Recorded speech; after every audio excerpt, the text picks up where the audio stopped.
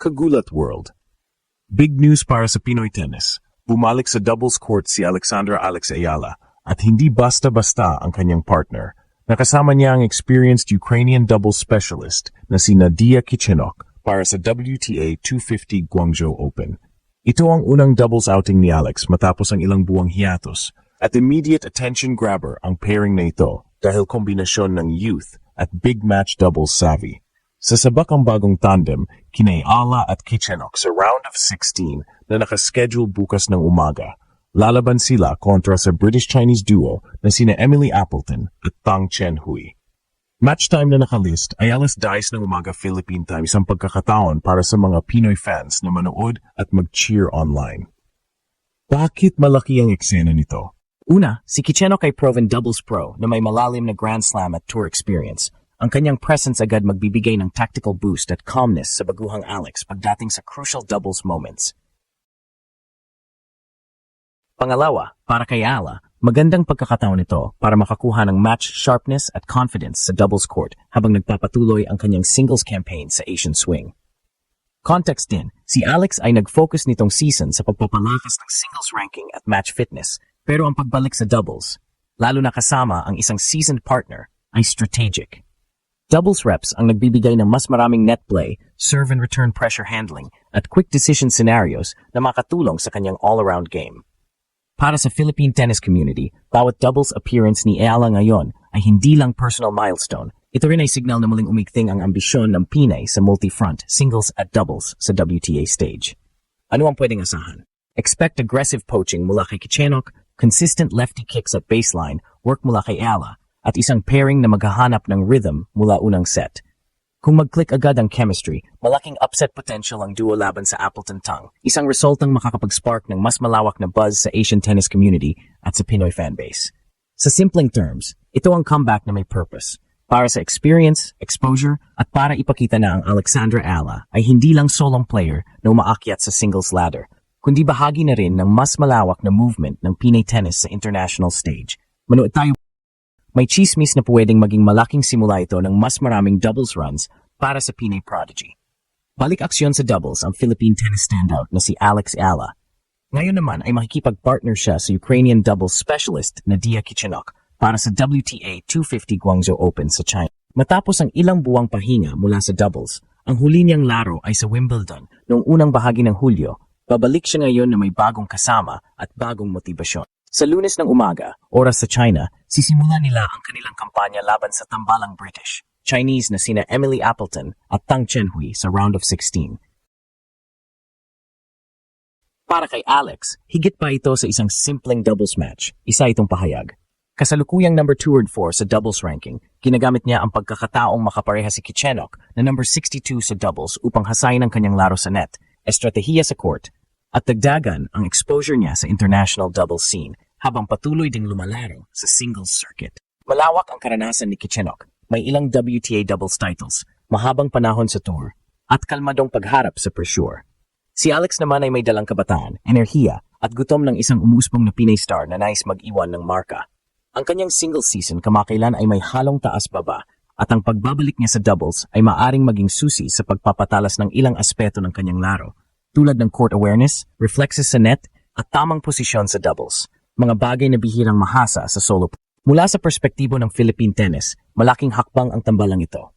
Ipinapakita nitong hindi lamang siya nakatuon sa pag-akyat sa singles rankings, kundi gusto rin niyang gumawa ng pangalan sa doubles na posibleng magpataas ng kanyang versatility at magpalawak ng tournament opportunities.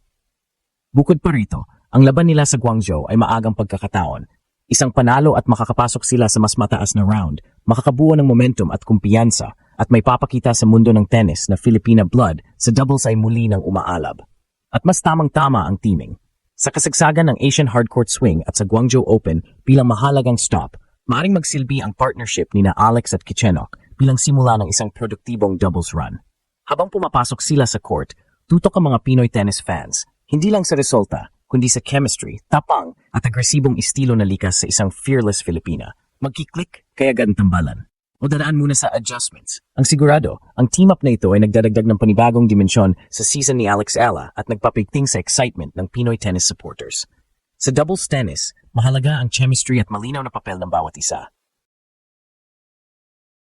Sa tambalan ni na Alexandra Alex Ayala at Nadia Kichenok, makikita agad kung bakit promising ang kombinasyon nila. Si Kichenok, isang veterana sa WTA doubles circuit, ay kilala sa kanyang galing sa net at sa matalas niyang pagbabasa ng kalaban. Samantala, si Ayala ay mabilis, agresibo at may natural instinct sa baseline rallies, bagay na nagbibigay balanse at explosiveness sa kanilang duo. Kapag nagkaugnayan agad ang ritmo ng dalawa, pwedeng maging delikado ang tandem na ito kahit laban sa mas mataas na seeded teams. Sa unang set ng kanilang partnership, inaasahan na si Kichenok ang magiging anchor sa harapan. Siya ang magpapakawala ng matalas na volleys, magpo-pressure sa kalaban, at magdidikta ng angles sa bawat rally. Si Ayala naman ang magiging engine sa likod, magtatayo ng puntos gamit ang malalalim na returns at mabilis na lilipat sa net kapag may bukas na oportunidad. Ang ganitong estilo ay nagbibigay ng fluidity at unpredictability na pwedeng makasira ng teaming ng kalabang duo na sina Tang Chanhui at Emily Appleton. Ang chemistry ni Ayala at Kichenok ay hindi lang nakabase sa technique, kundi sa tiwala. Sa bawat serve, kailangang magkaintindihan sila kung kailan lilipat o magpo-poach sa gitna. Dito lalabas ang karanasan ni Kichenok at ang adaptability ni Ayala. Kung maganda ang communication nila, makikita agad ang natural na synergy sa gitna ng laban. Pero kung magkakaroon ng miscommunication o sabayang galaw, doon madalas nagkakaroon ng opening ang kalaban. Para kay Ayala, mahalagang development opportunity ito. Ang doubles ay hindi lang tungkol sa panalo, kundi sa paghasa ng instincts at bilis ng desisyon. Dito niya matututunan kung paano mag-react sa mas mabilis na puntos, paano magbasa ng bola sa net, at paano gamitin ang teamwork sa loob ng court. Ang bawat doubles rally ay nagiging training ground para sa kanyang singles game, lalo na sa aspeto ng transition at anticipation. Kung maganda ang simula nila bukas, may malaking tsansa na maging breakthrough pairing ito para sa buong tournament. Pero kung magkaproblema man sa teaming o consistency, tiyak na makikita rin kung gaano kabilis mag-adjust si Ayala bilang batang leader sa court. Sa huli, anuman ang resulta, malinaw na nagsisimula ang bagong yugto ng kanyang karera. Isang yugto kung saan ang dugong Pinay ay muling nagpaparamdam sa double stage ng Asia. Habang papalapit ang laban nila bukas sa Guangzhou Open, ramdam ang excitement sa tennis community. Ang tambalang Alexandra Ayala at Nadia Kichenok ay tinitingnan bilang dark horse duo. Hindi man seeded, pero may kakaibang kombinasyon ng youth at experience. Si Ayala, 20 anyos pa lang, ay nasa gitna ng mabilis na pagangat sa WTA, habang si Kichenok, isang veteranang Ukrainian, ay may malawak na karanasan sa Grand Slams at top-tier doubles tournaments. Sa ganitong matchup, laban kina Tang Chanhui at Emily Appleton, asahan ang matinding palitan sa net at strategic rallies mula baseline. Kailangan ni Ayala na manatiling agresibo sa returns, habang si Kichenok naman ay magbibigay ng stability sa harap. Kapag nagtagpo ang kanilang momentum, posible silang makagawa ng upset na magpapayanig sa buong tournament.